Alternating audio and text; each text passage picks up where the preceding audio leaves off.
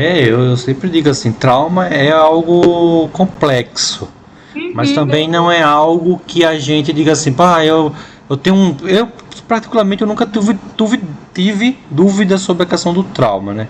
Porque assim, o trauma é o nosso, vamos lá, é através do trauma que a gente começa a perceber os neuróticos, né? Através do trauma é que vem as neuroses. Uhum. Então, é o nosso carro-chefe. Eu vejo assim como que é algo que é da nossa clínica, nosso dia a dia, né? Então assim, tudo que doa, tudo que fica retido no inconsciente, tudo aquilo que eu fico, sabe, matracando ali, fico pensando naquilo, aquilo vira um trauma, né? Não deixa de ser um trauma. Oi, Ana. Boa Olá, noite, né? E aí, como é que você tá? Tudo bem? eu tô bem, bem, Ah, obrigada. nada, eu tava até perguntando que as meninas já são. Elas aí depois logo vão vir também dar uma palestrinha pra nós aí. A Sol já foi convidada, já aceitou, vai trazer depois as 7 escolas da psicanálise, uma abordagem pra gente conhecer cada uma mais, né? E a Rê Uhum. faz parte do outro grupo de supervisão das quintas-feiras, né? A gente já estamos nessa caminhada aí mais de um ano já. E aí tava perguntando aqui a elas sobre a questão do trauma, como é que elas, se elas sentem alguma dificuldade, se elas têm alguma dúvida. E você, o que é que você tem sobre a questão do trauma? Alguma dúvida ou é um assunto que para você lida tranquilamente? Não, eu acho que você detectar se é um trauma ou não é bem complicado, né? Entender o que é um trauma, se é realmente um trauma. Assim, eu acredito em alguns artigos de Lacan que ele fala que o trauma não tem cura, né? A gente consegue lidar com ele de alguma Isso, forma. é. Isso, o bacana da gente, na verdade, tudo, né? Todo o processo psíquico não há uma cura. Vamos lá. A gente fala que o paciente vai ficar curado porque o paciente vai ficar resignificado, ou seja, ele consegue lidar com aquela dor. A gente não tem como apagar o trauma, não tem como eu tirar da sua cabeça que você foi espancada por seu marido, dizer pronto, agora esqueça, nunca mais.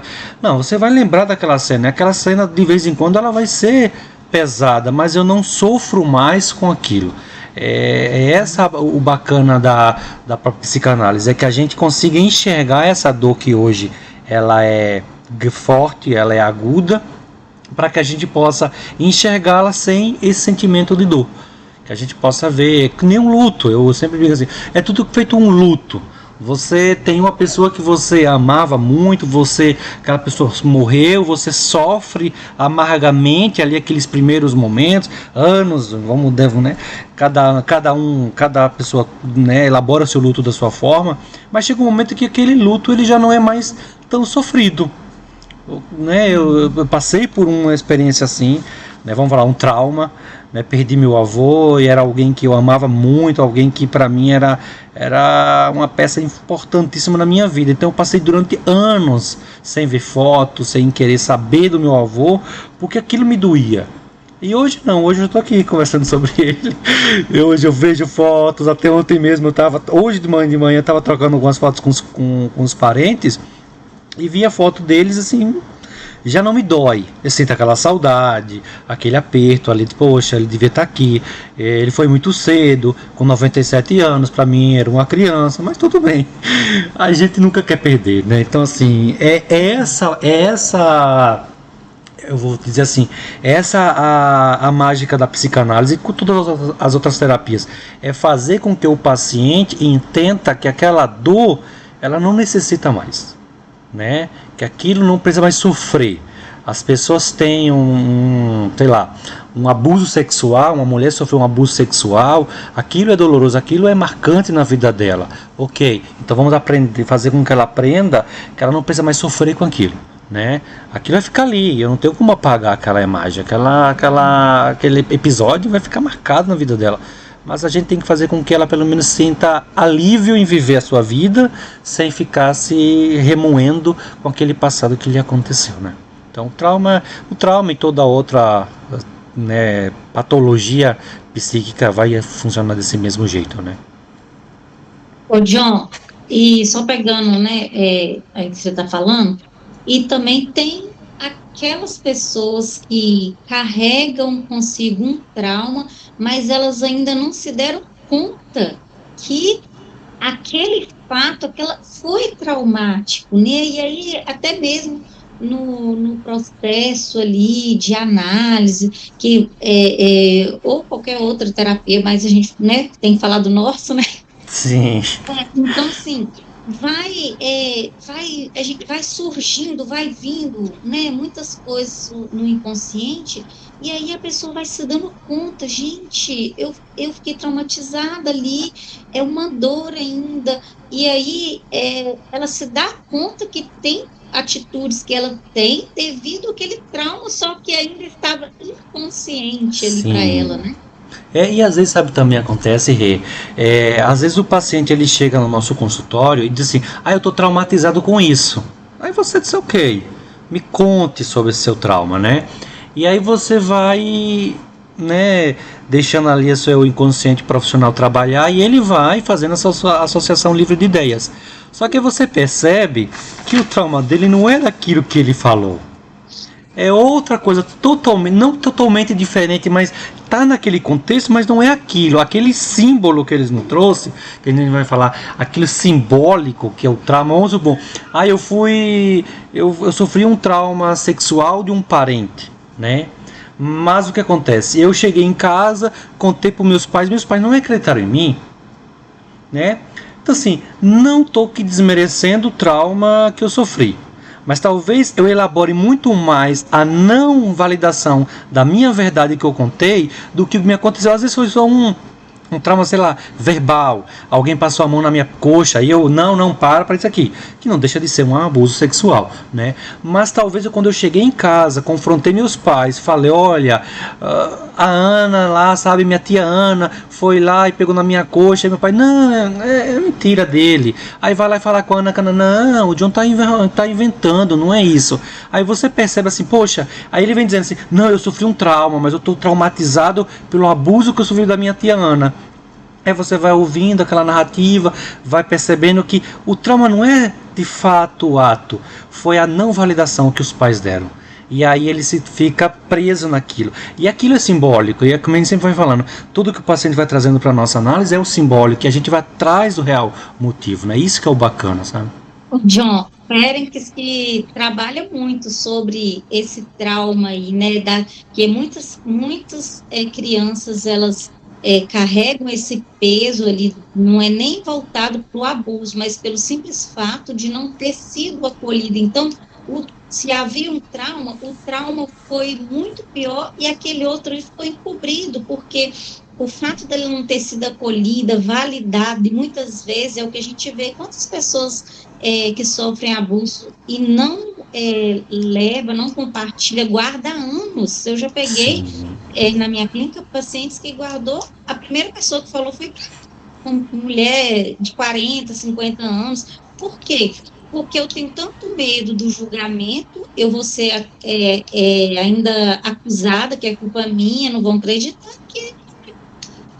e porque outras já tiveram experiência, que a gente sabe que tem abusos, né, recorrentes, falou primeiro, foi julgada, teve esse trauma maior, aí não compartilha mais, aí vai só virando uma bola de neve, né, dentro da sua própria imaginação. Você imagina, é complicado. Identificar o trauma, Ana, ele assim, ele é como eu estava falando para as meninas, ele é o nosso carro-chefe das nossas patologias psíquicas, porque é o seguinte, o trauma, ele é através do trauma que eu elaboro a neurose. Vamos lá. Então a neurose ela é elaborada em cima desses traumas que a gente vivencia. Então seria a nossa primeira patologia que a gente vai ter que mergulhar, é uma patologia que a gente vai trabalhar praticamente quase todos os nossos pacientes, né? Eles vão estar sempre trazendo isso. E entender o que é o trauma, né? O trauma é uma ferida, né? Vamos lá. Oi, Lu, desculpa, não te dei boa noite, mas vamos lá. O trauma ele é uma ferida, tá? Que ela está sempre referenciando a uma experiência negativa do nosso próprio paciente. Toda aquela experiência negativa, marcante e estressante, ela vai gerar um trauma, né? É diferente de você, sei lá, tem uma criança que venha com, sei lá, com um problema esquizofrênico, é diferente de uma pessoa que vai trazer a questão do trauma. Ela vai ficar ali batendo naquela tecla, né? Eu tenho esse problema, ou muitas vezes ela vai esconder, tá? Que são os mecanismos de defesa que ela vai criar. Ou ela não consegue elaborar aquele trauma, ela não consegue colocar aquilo para fora, ou ela vai ficar ali dando voltas e voltas. Ela vai, até ganhar sua confiança, ela vai fazer que nem a gente sempre fala dos neuróticos. Eles vão ficar rodeando o problema, rodeando, até você conseguir só, peraí, calma aí. Né? Você está me contando, mas você não sai do mesmo lugar. Aí você consegue colocar ele, beleza, então chega, não dá mais para esconder. Eu preciso falar isso para o meu analista. Então assim, o trauma, vamos lá, se a gente pegar o trauma e classificá-lo em fatores físicos e psíquicos, nós vamos ter duas distinções, né? O fator físico nós vamos atribuir à medicina, tá? O que é um trauma físico? É qualquer acometimento externo, né? E de cunho externo, um acidente automobilístico, uma pessoa que sofre uma queda, uma queimadura, uma violência física, ela recebe um trauma, certo? Ela fica traumatizada com aquilo, mas isso é um agente externo que faz. E isso vai ter uma repercussão em sua vida, tá? E isso pode trazer, vamos falar assim, malefícios tanto para os órgãos externos, como um trauma, sei lá, bati minha cabeça, caí, queimei um braço, quanto isso interno. Porque o que acontece? Eu posso ficar traumatizado, né, em ter batido um carro. Eu estava tão correndo, bati o carro, fiquei traumatizado com aquele acidente e nunca mais eu vou querer dirigir um carro. E talvez aí também essa patologia a gente vai identificar às vezes que não é necessário que eu vá à minha infância, porque esse trauma é um trauma atual, tá? Então são traumas que a gente vai trabalhar no nosso paciente naquele momento, adulto, sei lá, jovem, idoso, porque aconteceu naquele momento. Então é um fator externo que agrediu o meu corpo, que agrediu minha mente, mas que não tem uma repercussão lá da minha infância. A gente não diz, ele ficou traumatizado porque ele bateu o carro, porque ele na infância. Não, gente, não vai ter. Isso não vai ter um elo, uma ligação. E em partida disso nós vamos ter os traumas psíquicos. Que aí são os traumas que a gente vai, de fato, absorver, vamos assim por dizer. Que são esses traumas, eles são situações inesperadas e dolorosas, em que a gente não consegue lidar com essa situação, ela é muito difícil, ou é algo que foge do nosso controle, tá? Sei lá, o próprio abuso sexual, uma criança, eu não sei o que fazer, né? Eu estou ali sendo obrigado a fazer alguma coisa que eu não sei o que é, mas a pessoa está insistindo, e às vezes eu preciso fazer para me livrar daquela situação. Ou, coitada, às vezes, muitas vezes, faz forçada mesmo, mas é uma situação que é muito complicada para ela. Então é uma situação que ela não consegue lidar com isso.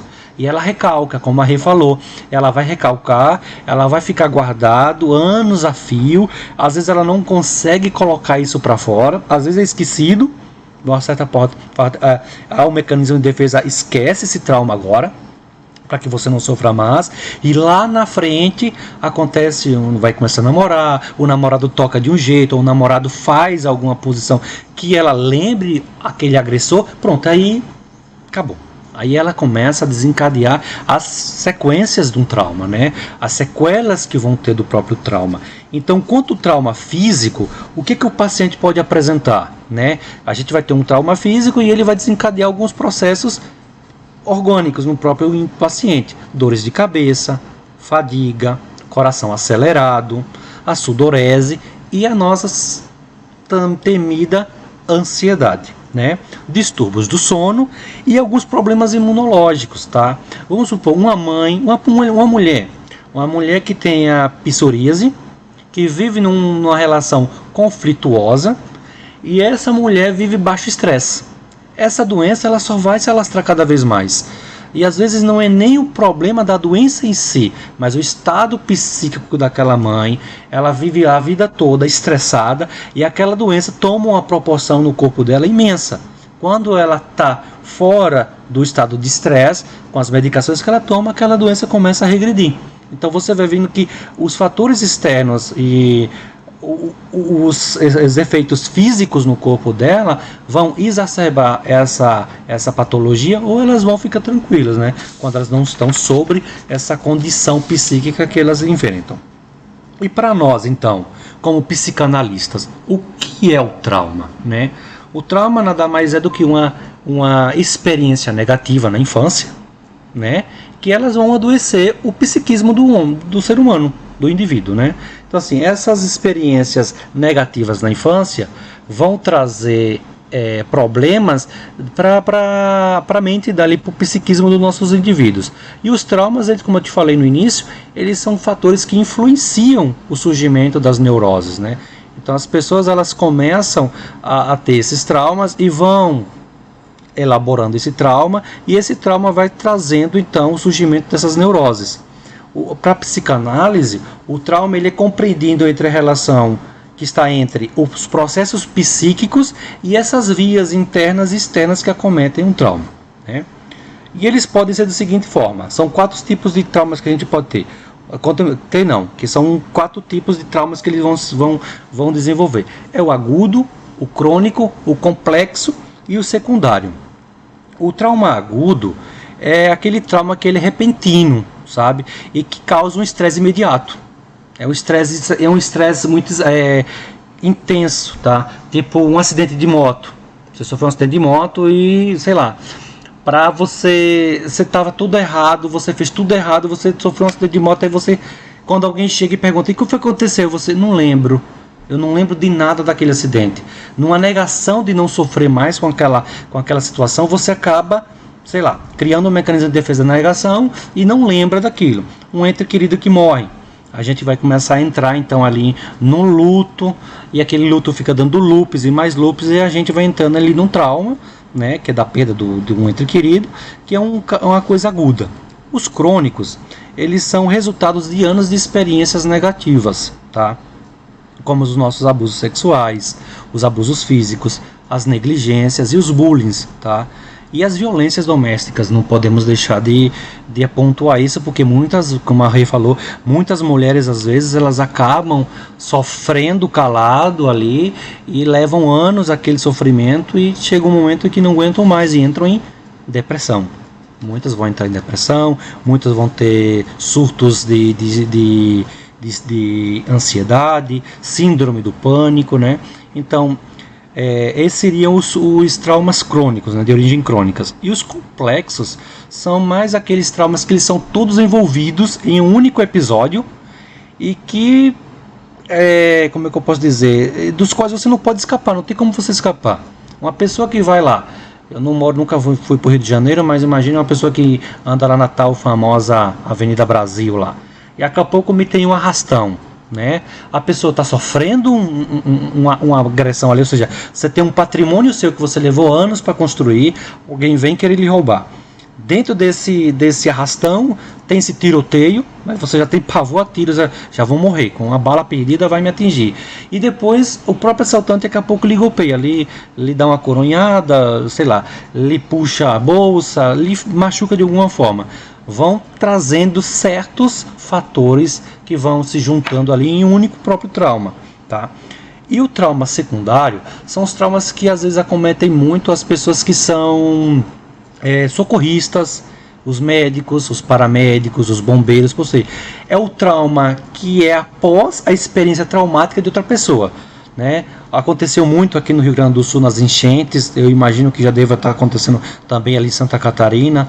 Muitos socorristas vão tentar ajudar, mas chegam lá, o psicológico é abalado porque vê tanta catástrofe, tanta desgraça na vida e acabam não aguentando. E aí veio o sofrimento, o trauma daquelas pessoas que perderam tudo e acabou também se compadecendo daquela situação, né? Então esses seriam os 4 tipos de trauma que a gente pode encontrar. Então assim, para a gente tentar, vamos lá, para a gente tentar saber se a pessoa está com trauma ou mesmo ou não, é praticamente isso. Se for um trauma crônico, a gente vai ter a grande maioria de origem infantil, tá? Aí vai ter os seus abusos, tanto agressivo como sexual, bullying, algumas negligências dos seus cuidadores, crianças que foram abandonadas e que os pais não cuidaram, elas podem criar algum trauma, elas vão desenvolver alguma patologia desse sentido, tá? Cientificamente falando, né, os efeitos dos traumas, para resumir, para não ficar aqui de blá blá blá, os efeitos do trauma é o seguinte: quando a pessoa sofre um trauma, o sistema nervoso vai liberar adrenalina para que esse corpo perceba então a ameaça, desenvolva uma resposta de defesa, e nisso vai vir hormônios do estresse. E aí a pessoa vive naquilo ali. Aí quando ele é imediato, passa aquela situação, depois desaparece. Mas há traumas que perduram, né? Há traumas que se tornam problemas a longo prazo, como a própria ansiedade, a depressão e os transtornos de estresse pós-traumáticos. Que essas 3 condições ali vão ser as condições que a gente vai sempre trabalhar. As pessoas que desenvolvem então esses distúrbios mentais, elas necessitam buscar ajuda terapêutica. É preciso um profissional qualificado para que elas possam elaborar esses traumas, passarem por análise ou passar por qualquer terapia e possam resignificar esse problema que está lhe acarretando esses distúrbios, tá? Então é o seguinte: nos transtornos pós-traumáticos, quais seriam as consequências de uma pessoa que passa por isso? Eles podem apresentar revivescências, ou seja, são memórias, lapsos, flashes daquele trauma, né? Volta e meia eles estão sempre lembrando daquilo. O famoso, né, quando Freud começou a desbravar esse conteúdo dos traumas, ele percebeu nos jovens que voltavam da guerra, né, o pós-guerra, que eles tinham esses sonhos repetitivos, mas eram sonhos que eram de lembranças traumáticas, certo? Ou seja, eram lapsos de lembranças, eram fragmentos do momento em que estavam na guerra. Os nossos pacientes, eles vão apresentar de vez em quando essas revivescências. As evitações, como eu falei, alguns pacientes eles não vão conseguir falar sobre o trauma, eles vão evitar o trauma. Alguns que sofreram, um assalto em uma rua, eles vão evitar passar por aquela rua. E a gente, como terapeuta, vai ter um manejo para que eles possam elaborar isso e eles não precisem passar por essas dores novamente, né? Não é porque aconteceu aquela fatídica rua que você nunca mais vai poder passar por aquela. E às vezes não passa nem por nenhuma perto. Aquele bairro é esquecido, é negligenciado pelo nosso paciente. Então a gente precisa fazer com que ele crie essa coragem de dar o passo e seguir em frente. Ou a própria hipervigilância, né? Como essas pessoas que passam por traumas de assalto, tentativa de morte, né? Às vezes as pessoas ficam traumatizadas e elas vão ficar sempre em alerta constante, achando que qualquer hora vai acontecer algo de novo, né? E aí elas ficam nesse loop eterno ali. Os transtornos de ansiedade, tá? Eles vão sentir então constante ameaça. Então, as pessoas que sofrem de transtorno de ansiedade vão estar sempre com taquicardia, vão estar sempre com sudorese, achando que vão morrer, achando que vão passar mal, e aí corre para o pronto-socorro, chega lá e o médico olha, pressão está normal, saturação está normal, mas na cabeça dele ele vai infartar, ele vai morrer, né? E a depressão, que aí é os nossos pacientes que estão ali em situação que já estão perda de vontade de vida, né? Pacientes que fazem isolamento social, que têm dificuldade às vezes de concentração na própria análise. A gente pede para que ele elabore aquele sonho, aquele trauma, e ele foge, ele não consegue, ele tem lapsos de memória, falhas de lapsos de memória, não consegue lembrar muito bem, ele sempre vai dizer: ai doutor, eu não consigo lembrar muito bem daquela cena, sabe, é muito marcante, outra conversa sobre isso. Ele vai estar sempre nessa desculpa que eles vão dar sempre para fugir desse momento que é muito traumatizante para eles, né? E fora tudo isso, às vezes o que pode acontecer com os nossos próprios pacientes é que eles desenvolvem sequências secundárias, né? Dependências no álcool, dependências nas drogas, porque eles tentam fugir daquela situação que para eles é angustiante, é sofrida, né? É estressante. Automutilações, e alguns mesmo vão pensar até em suicídio para acabar com aquela dor que não deixa ele viver em paz, né? E muitos também vão desenvolver a baixa autoestima.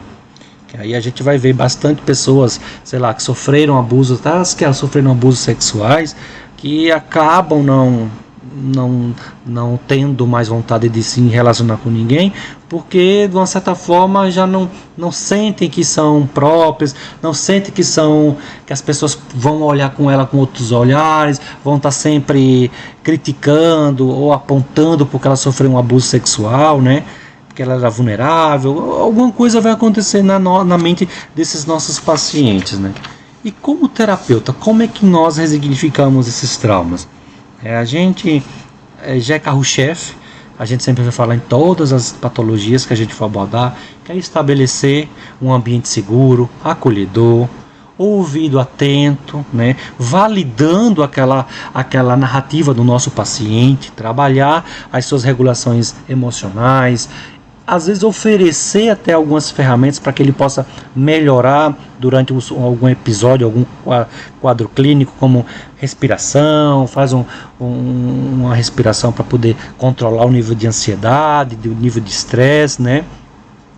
A gente pode fazer também as resignificações simbólicas, trazer às vezes algum conteúdo, alguma metáfora, para que a gente possa ajudar ele a superar aquelas situações, bater muito nas questões dos sonhos, trazer bastante as questões que ele vem sonhando, porque de vez em quando ele vai sonhar com isso, tá? Então isso vai estar sempre presente. Então vamos sempre buscar entender esse nosso paciente, né?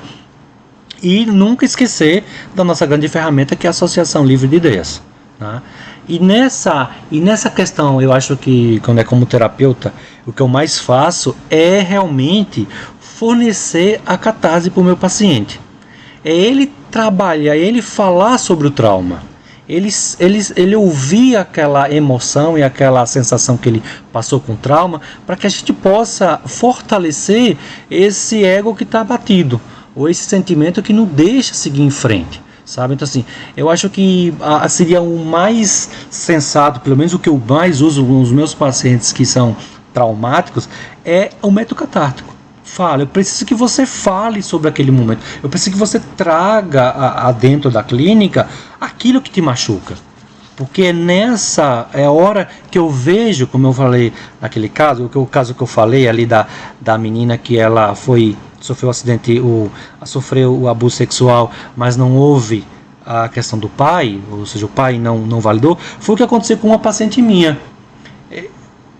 Eu colocando ela para que ela falasse sobre o trauma, eu não estou aqui desmerecendo, gente, o trauma, de jeito nenhum, mas eu não vi a emoção quando ela falou assim, o rapaz me convidou para sair, e aí ele simplesmente me convidou, estávamos comendo ali, jantando, e aí ele me convidou, que disse que eu pude resolver minha situação se fosse para um motel.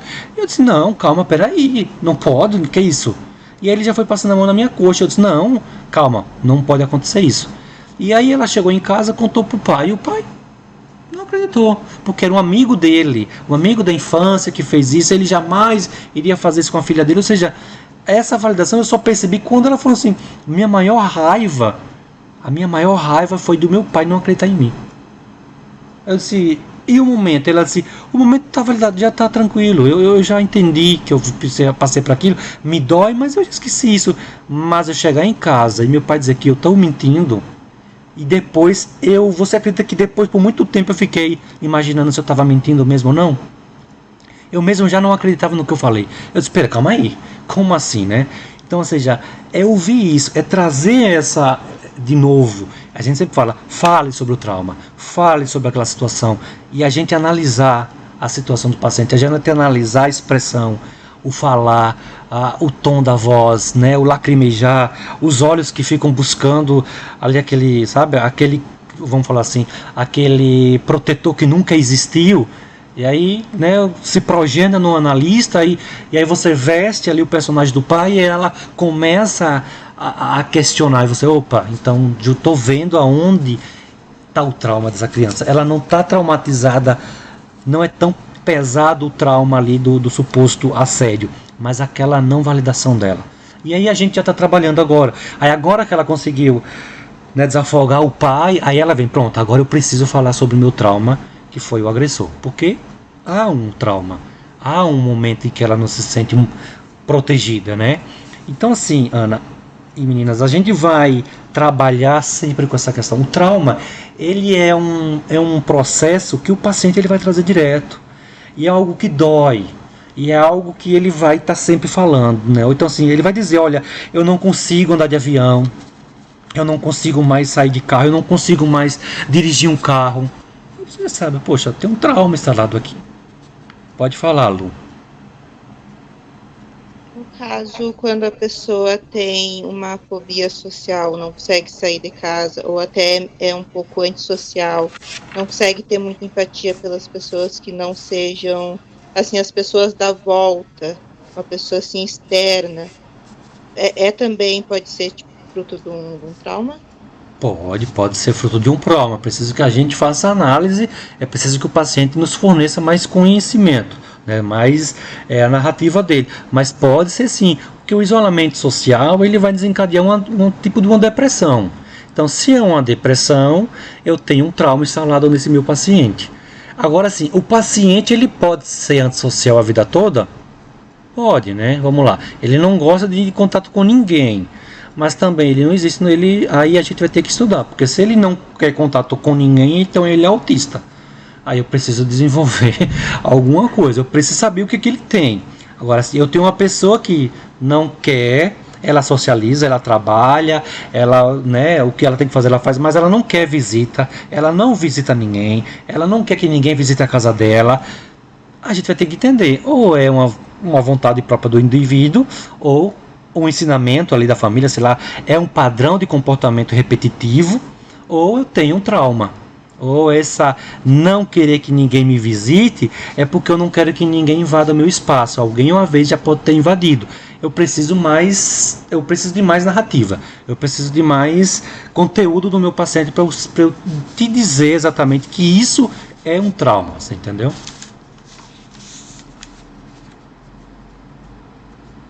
Alguém mais para falar? Pode falar. Pode ser da personalidade ou um trauma. Isso. Pode falar, Ana. Quando o paciente ele se nega mesmo a falar, ele não quer. Como terapeuta, eu busco isso de alguma forma. Como que a gente tem que agir? Sim. Assim, a própria negação já está te dizendo que há algo muito grave a ser tratado. Certo? Vamos lá. Eu sofri um trauma, sofri um abuso sexual quando eu tinha 10 anos. Mas é algo que ficou muito marcado em mim, certo? Eu não conto para ninguém. Eu não quero contar ainda. Eu ainda não consegui. O que acontece? Quando o paciente não fala ainda para nós, eu acredito, né? As meninas já estão também experientes que nem eu aí há muito tempo. Quando eu tenho um paciente que ele ainda não me conta um assunto, é porque a transferência ainda não foi bem estabelecida. Porque quando eu tenho a autoconfiança no meu analista, ele vai ouvir tudo. Só não vou mandar ele tomar naquele lugar, mas o resto ele vai ouvir tudo. Porque eu tenho estabelecido já uma transferência com ele, certo? Mas lógico, não estou aqui dizendo que o profissional então não soube fazer uma transferência. Não, tem assuntos que às vezes é demorado mesmo. Tem assuntos que você vai levar anos com o seu terapeuta para você falar, porque é muito interno, é meu. É uma dor que dói dentro de mim. E essa dor, falar para alguém eu ficar vulnerável. Eu vou ficar vulnerável naquele momento. Por mais que eu sei que a Ana é minha terapeuta há 6 meses, 7 meses, mas eu não sei se eu estou preparado a falar sobre aquilo. E aí, como nós, terapeutas, vamos perceber que há algo que está, né, travando ali, a gente vai dando contornos.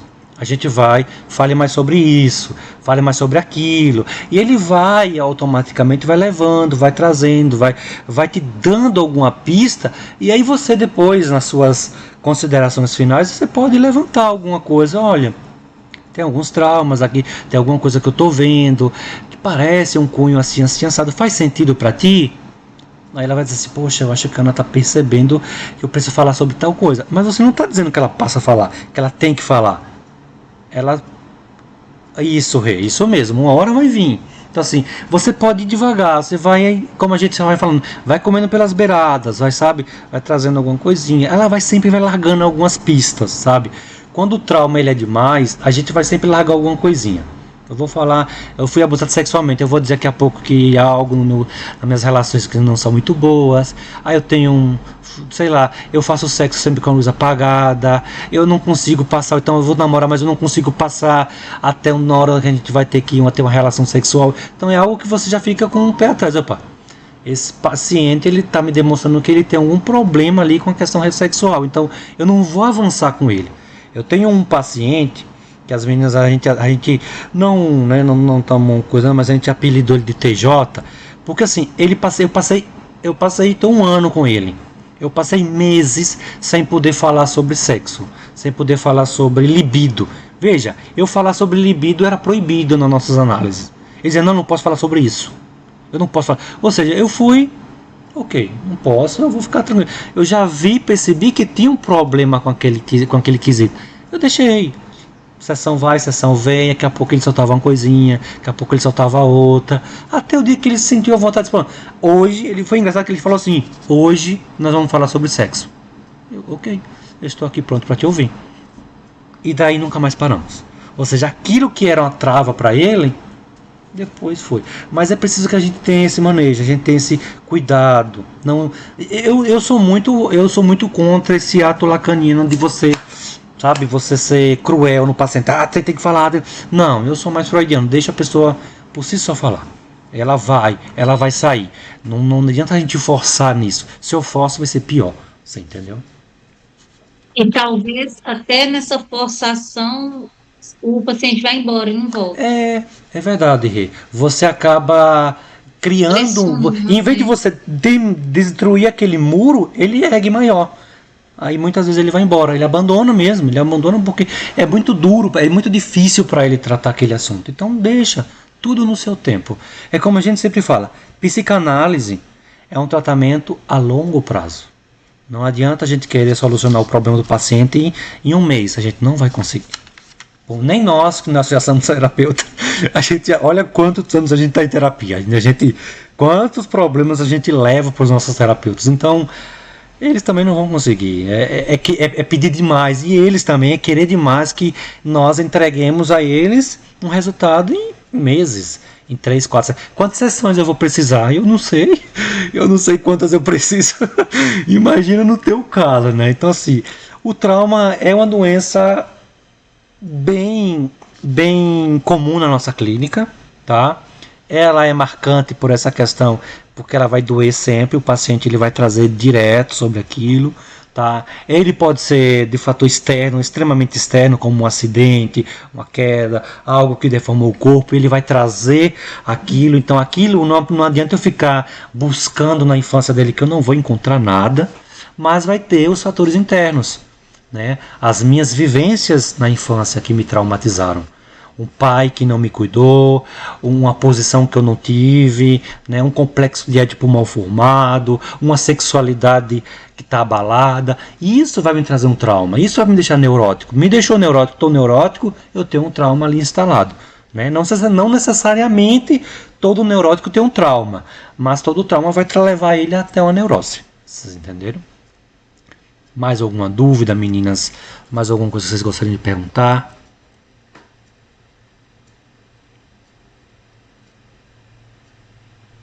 Nada, Ana, nada, Lu. Não, eu acho que você colocou muito bem. Ah, que bom, obrigado. Eu achei mais ou menos... Oi, pode falar, Ri. Só para complementar, né, no seu contexto aí, na sua fala, lembrando que também, igual a gente falou que muitas vezes vai estar inconsciente, muitas vezes um cheiro vai ser gatilho, uma cor, um final de tarde, uma data festiva, e aí a pessoa vai ter algumas reações ali e não vai nem saber por quê. Algumas podem até saber, mas não querer tocar, igual, né, você trouxe, mas outras podem ter a manifestação no corpo, sentir dor, sentir o físico mesmo ali, falta de ar, taquicardia, mas sem, como ela não tem conhecimento ali, não está em análise, ela não se dá conta de associar, de né, de ver que tem uma correlação ali, e aí muitas vezes através desse processo de análise, que vai vindo mesmo por conta, a gente, na conversa, como você falou, a gente vai trazendo, vai entendendo o contexto, né, o padrão de funcionamento do paciente, e vai vindo muita coisa que, às vezes ali, ai, aconteceu isso, é uma dor na boca do estômago, toda vez que acontece isso, me dá uma dor na boca do estômago, meu coração acelera. Eu tinha um paciente mesmo que ele trazia, que dependendo de situações que ele vivia, ele trazia, nossa, eu tive a mesma reação de quando eu vivi isso lá na minha infância. Então, olha para você ver, para ele não lembrava que era um trauma, mas quando ele teve contato ali com algo parecido, vinha a reação no corpo, né? Ai, é a sensação que eu estou tomando um soco na boca do estômago, ele falava. E por isso que a gente fala, tem até aquele livro, né? O Corpo Guarda Marcas, porque o corpo, ele fala aquilo que a gente não conseguiu ainda transformar em palavras, né? Não conseguimos elaborar psicicamente e ainda não demos conta de falar, igual você falou, a pessoa não está pronta, vai demorar anos, realmente, porque é muito difícil ele falar, ele até imaginar em falar, ele já tem os sintomas, né? Então é muito relativo, igual você falou, da mão na coxa não foi tão traumático, igual a não validação daquele pai, né, de reconhecer. Então, assim, o trauma é aquilo, o que dói, por isso que a gente não pode julgar, né, a dor do outro, o trauma do outro, porque o que dói em mim, muitas vezes não dói no outro, ou vice-versa, né, muito, muito relativo, né. Isso é verdade, você resumiu tudo mesmo, ficou bem, bem explicado. E você até deu um spoiler da próxima aula, que é a somatização. Não, eu digo, é a somatização, é um mecanismo de defesa, né? Ou seja, não um mecanismo de defesa, mas aí você somatiza, né? Como você falou, eu começo a ter problemas por guardar esse trauma, e aí eu vou precisar de mecanismos de defesa para suportar esse trauma. Eu vou precisar de mecanismos de defesa para suportar essa neurose, essa histeria, essa dor que de veras me dói ali dentro. E aí a Jéssica, na próxima, ela vai trazer e abordar um pouco mais sobre a questão do próprio luto, tá? É uma paciente que se tornou psicanalista e ela vai nos abordar, vai trazer uma boa aula. Uma vez eu tive com os meninos ali uma aula logo no início sobre mecanismos de defesa, mas eu até falei para eles, eu não sou muito fera em mecanismo de defesa, mas eu espero que agora solucione aquilo que ficou por completar ali na aula que a gente teve, tá? Então eu acho que seria isso, meninas, por hoje. Obrigado aí por comparecerem. Espero que tenha tirado as dúvidas de vocês, tá? E já faço o convite aqui à dona Renata, que uma hora dessa prepare uma aula para esses meninos. É que infelizmente faltaram mais dois que estão sempre presentes, que é o Daniel e a Fê. Mas isso aí. Muito bem, vamos aí continuar estudando, psicanalizando, como diz o outro, para a gente continuar atendendo nossos pacientes. E Dona Lu, assim que terminar, começa a atender os seus pacientes. Tá bom, meninas? A gente termina por aqui. Fique com Deus. Até a próxima, então, tá bom? Tchau, tchau. Obrigada. De nada.